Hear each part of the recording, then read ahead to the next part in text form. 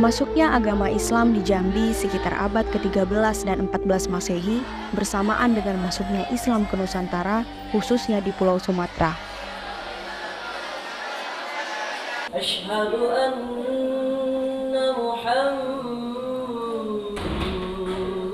Rasulullah.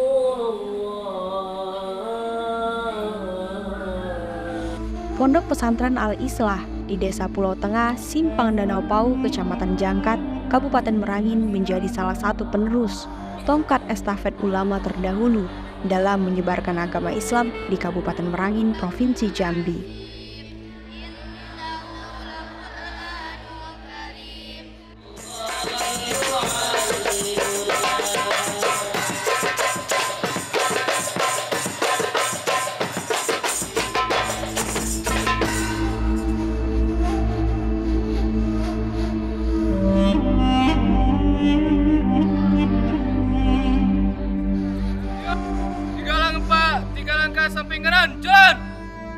Keberadaan Pondok Pesantren Al-Islah bertujuan untuk membentuk insan yang khusyuk dalam beribadah, baik sunnah maupun ibadah wajib, cerdas dalam berpikir dan terampil dalam masyarakat.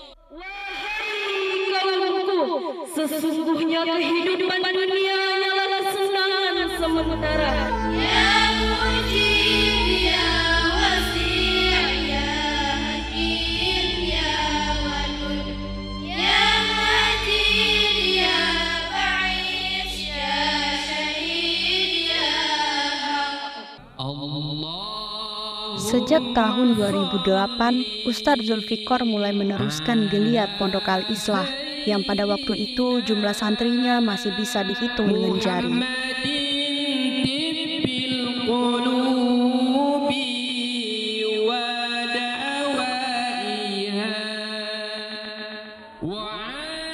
Selain terisolir, lokasi Pondok Al-Islah juga sangat jauh dari pusat kota Bangko. Sekitar 4 jam jarak tempuh dari kota Bangko menuju Pondok Al-Islah di Kecamatan Jangkat dengan kondisi topografi yang dipenuhi areal perbukitan, tepatnya di kaki Gunung Masurai. Assalamualaikum warahmatullahi wabarakatuh. Penyebaran agama Islam telah meninggalkan jejak yang masih terus dijaga oleh setiap umat muslim di Nusantara. Dengan keberadaan pondok pesantren sebagai bukti bahwa proses islamisasi terus berlangsung hingga sekarang. Keberadaan pondok pesantren sebagai media dan wadah untuk membentuk generasi Islam yang selalu memegang nilai-nilai ajaran agama Islam. Dalam perjalanan jejak Islam kali ini, saya ingin mengajak pemirsa di rumah untuk melihat bagaimana proses syiar dan ikhtiar yang dilakukan di Pondok Pesantren Al-Islah, Danau Pau, Kecamatan Jangkat, Kabupaten Merangin, Provinsi Jambi dalam menyiarkan agama Islam. Seperti apa? Bersama saya Salsabila Putri, inilah Jejak Islam. Keberadaan Pondok Pesantren Al-Islah, Desa Pulau Tengah, Simpang Danau Pau, Kecamatan Jangkat, Kabupaten Merangin ini menjadi kawah candra di muka bagi perkembangan agama Islam di Merangin. Setiap santri yang mondok akan ditempa untuk mandiri dan jauh dari keluarga, dengan segala keterbatasan yang ada dan akan menjadi cerita tersendiri dalam kehidupan selama menjadi santri.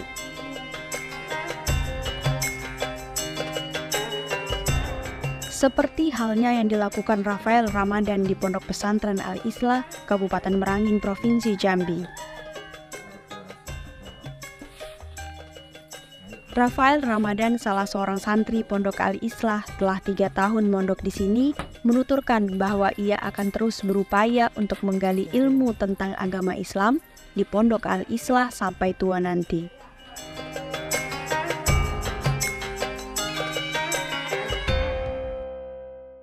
Hayya 'alal falah.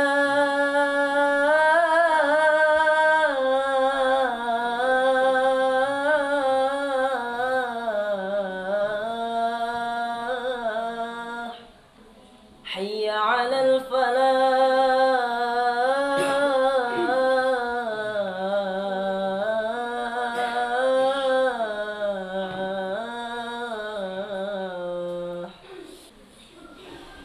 Allahu Akbar,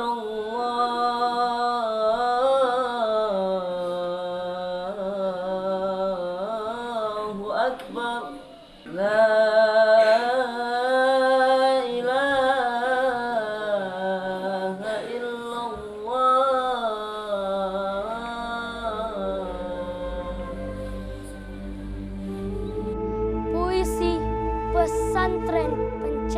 akhlak. Al-Islahku pencetak akhlak, tempat panduan jejak demi jejak, menjadi tumpuan untuk berpijak di dalam liku dunia yang penuh gejolak. Al-Islahku pencetak akhlak, tempat mengasah jiwa dan juga otak, agar sikapku pandai bertindak di dalam hidup yang sulit ditebak. Al-Islahku pencetak akhlak.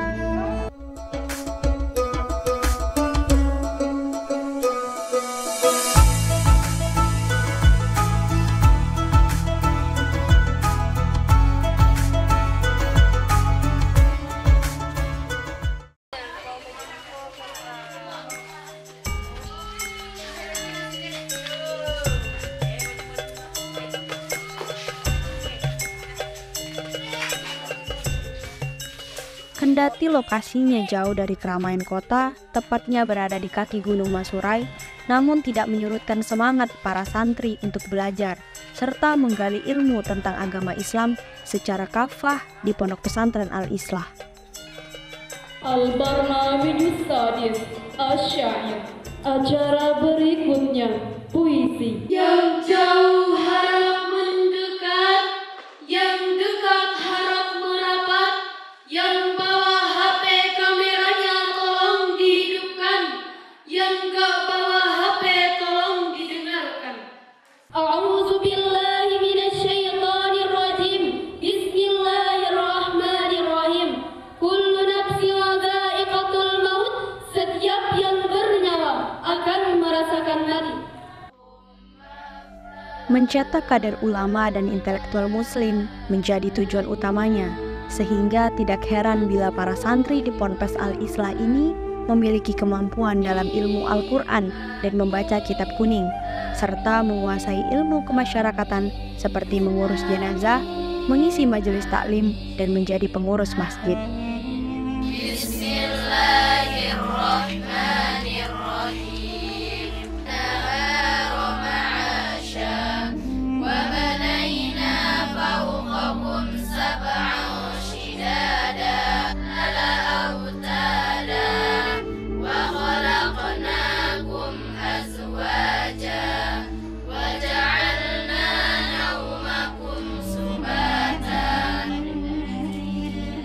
Pondok pesantren adalah lembaga pendidikan khas Muslim Indonesia yang telah eksis jauh sebelum Indonesia merdeka.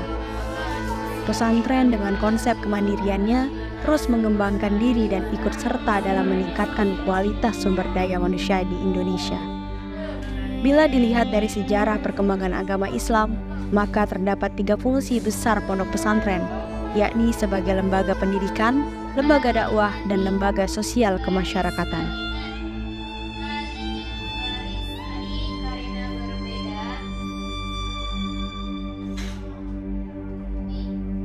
Pesantren merupakan lembaga pendidikan yang lahir dari masyarakat yang terus beradaptasi dengan kemajuan zaman.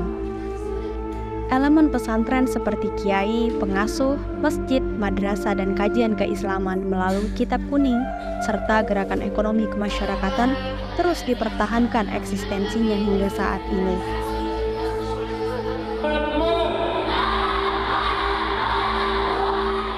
Guna mencegah praktik bullying yang kerap terjadi, Pondok Pesantren Al-Islah menggelar kegiatan sosialisasi tentang kekerasan di dalam pondok pesantren. Hal ini perlu dilakukan agar para santri memahami tentang pentingnya rasa kebersamaan dan memupuk rasa persaudaraan di antara mereka. Bullying dengan kontak fisik langsung.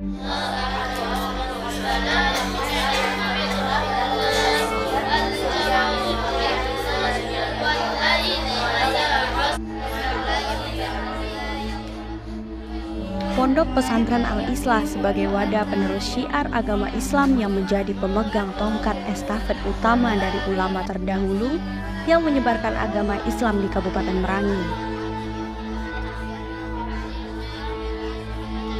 Pondok Pesantren Al-Islah juga merupakan simbol sekaligus pelaku kemandirian dalam semua sendi kehidupan yang memberikan warna tersendiri dalam peradaban Islam, terutama ketika Republik ini berupaya membebaskan diri dari belenggu kolonialisme.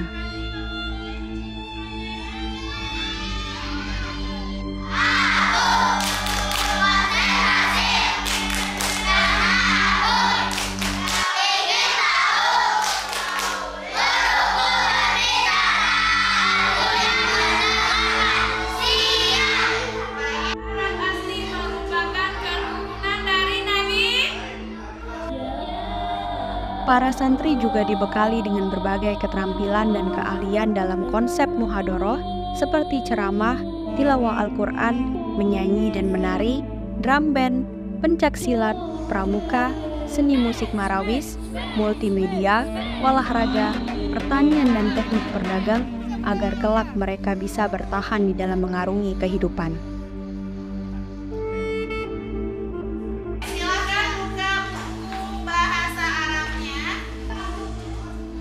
Pondok Pesantren Al-Islah Simpang Danau Pau, Kecamatan Jangkat, Kabupaten Merangin, Provinsi Jambi, terus berupaya untuk mengintegrasikan sistem klasikal dan sekolah ke dalam pesantren.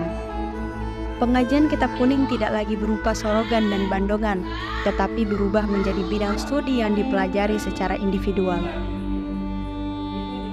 Jadi 4. Ada perubahan Ada di sebelah kanan. Keberadaan pesantren sebagai kekuatan moral telah mengalami marginalisasi yang seolah pesantren dan agama terpisah dari persoalan sosial politik, apalagi ekonomi. Sehingga ajaran Islam tidak berfungsi secara universal yang terakumulasi dalam pesan kitab suci Al-Quran.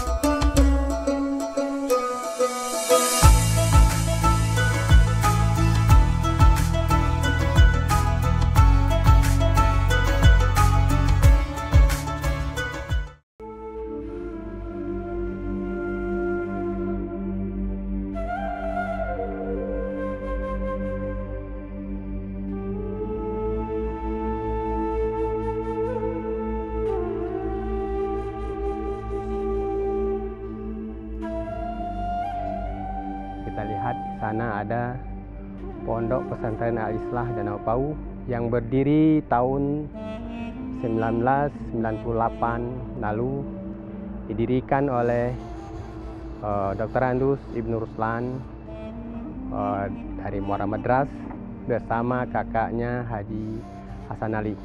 2008 pondok ini didirikan secara swadaya masyarakat.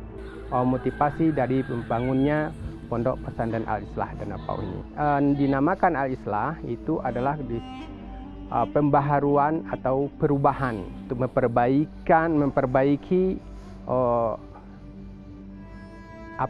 budaya, istiadat tradisi untuk menjadi budaya agama atau adat Islamnya.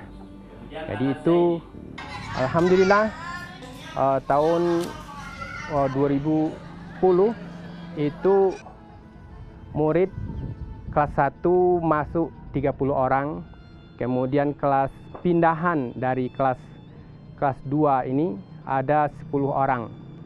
Yang kelas 3 waktu itu ada 5 orang.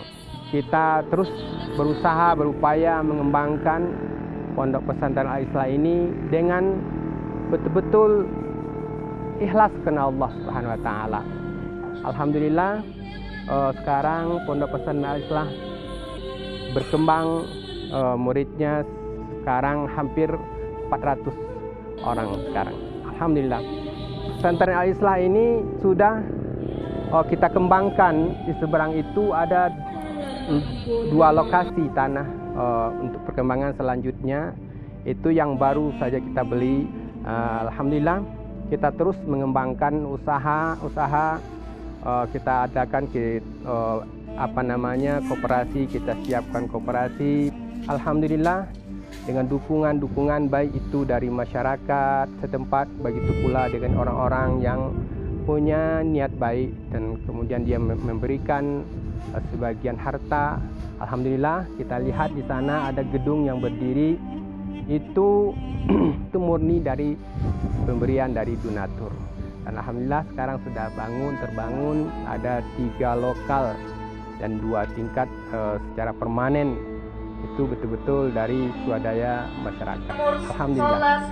Kemudian kita juga akan membina beberapa santri, nanti ada yang kita bentuk dari kelompok tani, ada kelompok sadar wisata, nanti kemudian ada lagi kelompok peternakan. Yang jelas kita ini tidak berharap betul kepada manusia, tetapi kita sebagai rakyat, sebagai masyarakat tentu berharap kepada uluran tangan dari pemerintah. Baik itu pemerintah tingkat 2 maupun tingkat 1 maupun tingkat pusat. Agar pondok ini bisa berkembang sebagaimana layaknya dan sebagaimana harapan daripada masyarakat yang ada di wilayah Kecamatan Cangkat ini. Jadi mulai dari 3:30 itu mereka sudah kami bangunkan untuk sholat tahajud bersama-sama. Setelah tahajud itu kami bebaskan, ada yang menghafal Al-Quran, ada yang baca-baca buku, menjelang waktu subuhnya datang. Kemudian masuk waktu subuh berjamaah.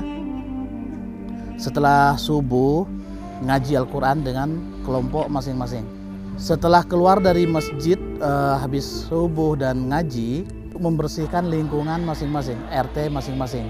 Habis sarapan pagi siap-siap aktivitas untuk bersiap-siap apel pagi. Jam 7.30 itu mereka sudah di lapangan, kecuali kalau hari Jumat. Kalau hari Jumat itu mereka itu tidak ada istilah apel pagi, tapi setelah kegiatan akpri, aktivitas pribadi itu mereka itu senam bersama di lapangan. Habis zuhur itu mereka kembali ke akpri, ada yang aktivitas pribadi, ada yang seperti yang kita lihat tadi, itu setiap harinya berbeda-beda gitu daripada ekstranya. Seperti hari Sabtu itu ekstranya pramukanya, Arabic clubnya, English clubnya, kemudian tilawahnya, kitabnya. Begitu juga dengan olahraga. Kalau olahraga itu biasanya memang tiap sore habis asar, habis ngaji itu mereka itu olahraga. Ini salah satunya di sini ada lapangan futsal dan di belakang situ ada lapangan bola voli. Ya aktivitas itu tergantung tergantung dengan pembina masing-masing. Kadang-kadang membersihkan pekarangan, itu ada hari tertentunya. Itu pun tidak kita samakan harinya biar tidak bentrok gitu. Santri putra maupun putri sekarang itu ya kadang-kadang, makanya kalau di pondok ini istilahnya nggak menetap gitu ya. Kadang-kadang ada yang pulang izin cuma sakit gitu, kadang-kadang langsung pulang benaran. Jadi kalau untuk sekarang itu jumlah santrinya itu berkisaran 350-an. Saya sudah 2 periode. Yang pertama anak saya cowok, tamatan dari sini. Yang kedua cewek di sini juga. Sekarang kelas 3 MTS. Ya, tapi sangat luar biasa termotivasinya itu ya secara didikan tadi Pak.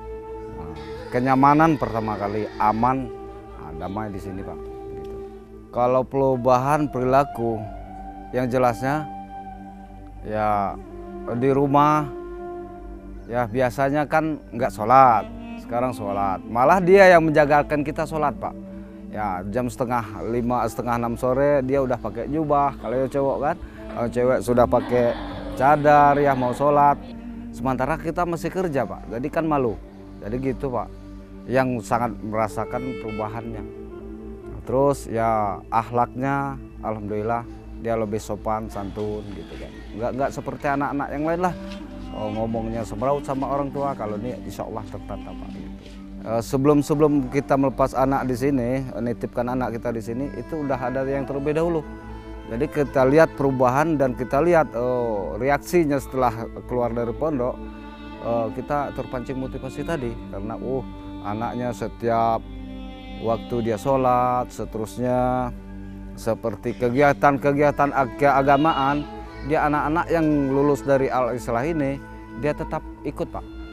malah dia terdepan di desa-desa itu kan. Jadi dari situ kita lihat, ini bagus pondoknya kan. Saya adalah santri Pondok Pesantren Al-Islah Danau Pauh, Kecamatan Jangkat, Provinsi Jambi. Saya telah mondok di sini selama 6 tahun dan saya mondok di sini atas keinginan saya sendiri.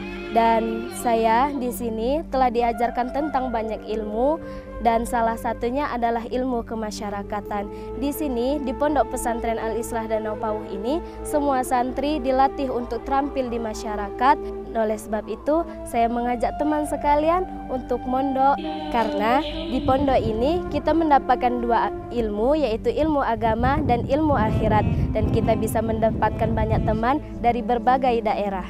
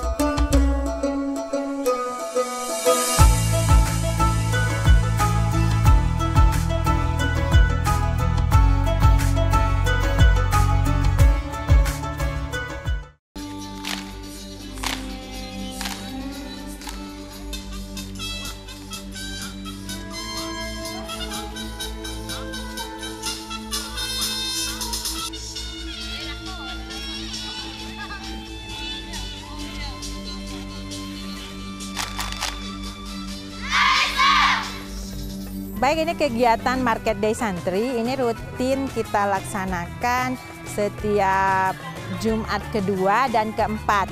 Jadi anak-anak secara bergantian mereka untuk menjadi penjual, yang membeli juga anak-anak dan wali santri yang pas dengan kunjungan wali santri setiap Jumat kedua dan keempat.